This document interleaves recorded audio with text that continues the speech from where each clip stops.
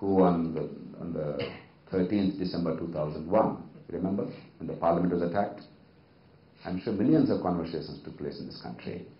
Something like this, no, if only the terrorists succeeded in their mission. This was the common thought. On 26/11, when was it? 26/11? Yeah. Around Mumbai. I mean, the way politicians were given the choices to Galis. Politicians are guilty of many things, agreed. But they didn't bring the terrorists into Mumbai. They didn't order that attack. Let's be fair. And yet, we have such hatred of politicians and politics. But at the end of the day, the answer to this kind of disgraceful state of affairs lies in better politics and more politics. Not abdication of politics, not eschewing politics. Let me conclude with just one thing. But will it happen? Is this dream a realizable one? Is it too utopian? Can India actually discover herself? I truly believe, I'm not a romantic idealist who simply doesn't see the realities, no. I think if you know a bit about me, you realize that I'm a very hard-nosed, rooted person whose life is about understanding what is there and trying to accomplish things a little above the normal. So this is not merely idle talk. I think there's a record to back it. Believe me, it is a fully realizable dream. It's not an easy dream. I'm not saying it's easy. Who said any historical transformation is an easy one? It's never easy. That's why it's historic. Because there are 1,000 reasons why we should not do it in personal terms. I mean, look at Aung San Suu Kyi. The lady gave up her family life, her happiness personally, married to a Britisher, has 2 children, decided to go back to her motherland, leaving her family behind. And then she committed the cardinal sin of winning every seat that her party contested in elections after leading a movement, and therefore she was jailed promptly. And then she could not raise her children. She has been in the house arrest for the past 10 plus years, could be extended by another 5 years or 10 years by some excuse or other this time around, because some mad American, some people say mad is unnecessary when you call Americans. No? But anyway, when you say an American, he swam across a lake and close to her house, naked. He was obviously an insane fellow, literally. And then there was a chance encounter. He talked to her for a moment. And because by talking to anybody without prior permission of the authorities, she violated the law. And therefore, she is now going to be incarcerated for another 5 years. And in the meanwhile, she could not raise her children. Her husband, whom she truly loved, a white Englishman, he was dying of cancer.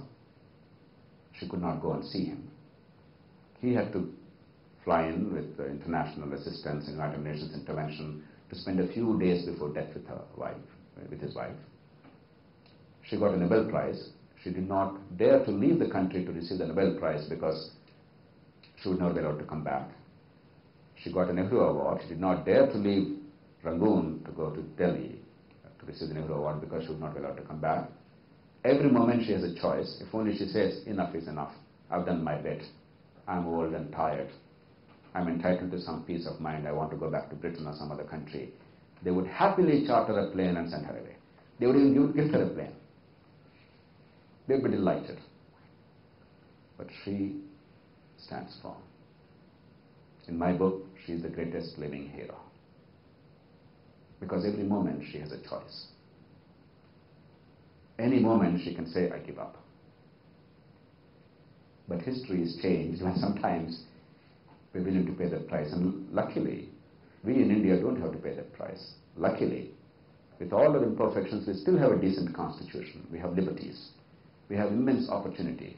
Only when we see other societies do we realize how much we have in our favor. Even if there are some very serious obstacles, change inevitable.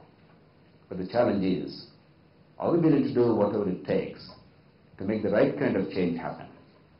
Or are we simply waiting for a miracle without making the miracles happen? 20 years ago, and I'll conclude with this, 20 years ago, in the then Soviet Union, there was something like this happening. People realized that the system was rotten, the country was finished, that socialism was a sham, and they were not able to fulfill their potential as individuals of the society, and they all had all complaints against their bosses. One day in front of a ration shop in Moscow, in winter, in a bitter, biting cold, hundreds of people were waiting in a queue to get a few crumbs of bread for their children hungry at home. They waited endlessly for 2-3 hours, but there was no bread in sight. One young man lost his temper. He said, "Look, I'm sick and tired of this. We're supposed to be a superpower. We can decimate the whole world with our nuclear arsenal. And we can't even get bread for our children hungry at home. I'll go and kill the General Secretary in Kremlin." He stormed off in protest. The others were still waiting because still the secret police was there, the communist regime was in place, and they didn't dare to utter a word. They were still waiting patiently. This young man returned 2 hours later. Is there a riot in Kremlin? Can we not rob this store?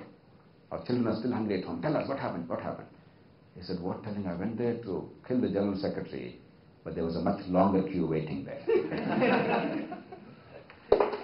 This story was repeated in every household in Moscow and in every one of the 15 republics of the then Soviet Union.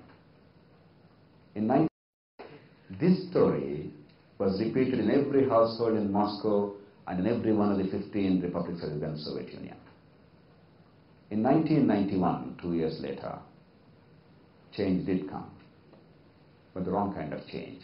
A nation was dismembered into 15 fragments. An economy lay in ruins. A civilization collapsed. Only now, a generation later, they're trying to pick up the threads. Change will happen inevitably. You cannot stop it when the status quo is unsustainable. What kind of change depends on what you and I do. Do you have an understanding of what the change is? Do you make it practical enough to be achievable? Do you make it visionary enough to be worthy? Do you create a platform for everybody to participate without having to pay a costly price? And do you take advantage of changing situation? Do you have enough sense of history to write the crest and bring about the transformation when the conditions are ripe? The answer to that question determines the future of nations. That's what history is made of. That's the stuff of history. History is not made because you alone, like an Atlas or somebody, carried the whole burden of the planet Earth and then become a great martyr. No. History is about understanding the process of change and forces of change in the direction of change and creating a platform and getting people together and making it affordable for people to do what it takes to change.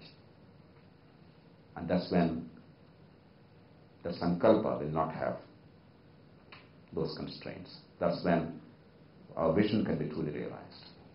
I'm absolutely certain that I'm ready, but I think I can see a lot of... Very quick question. Okay. Are there any books that you can recommend that will help us understand the constructive power of politics, right? That politics can be used as a constructive tool? Plenty. I really don't know if there's a book which I can recommend, but if you look up Lok Satta's website, loksatta.org, not necessarily references to books, but a lot of literature is available. But maybe we could be in touch electronically, and then I don't think there's a book. I mean, these are too complex, but there are many, many books, right from our own freedom struggle, the American Civil War, to the British history, to what happened in France in 1958, de Gaulle's referendum, etc., and what happened in terms of Berlin Wall's collapse and Eastern European and Asian societies. So there are so many lessons of history that are very important for us. Offhand, I cannot say there's a book which will be a repository of all this knowledge. Friends, I have greatly enjoyed this conversation, and I know that if minds such as this focused on the problems that we've discussed today, it will not be limited to this audience. I know it will go to millions of people, literally. And I know that people who have already seen the phenomenal possibilities in the modern world, which were undreamt of 20 years ago. I remember when I left government in 1996, I wrote a discussion paper. By the time, computers were passably known to some of us, though I'm still not familiar with the keyboard. No, that's one of my weaknesses. But at least I had some secretaries who could do the work for me. And then somebody said, send it by email. Some friends in the US. I didn't know what this email was in 1996. I was utterly ignorant. Then somebody said, no, you go to the software technology park. In those days, STPs were still important. That was the only kind of infrastructure available. So I went there to meet a friend of mine who was heading the technology park, and a floppy or disk was given to me, and then I took it there along with my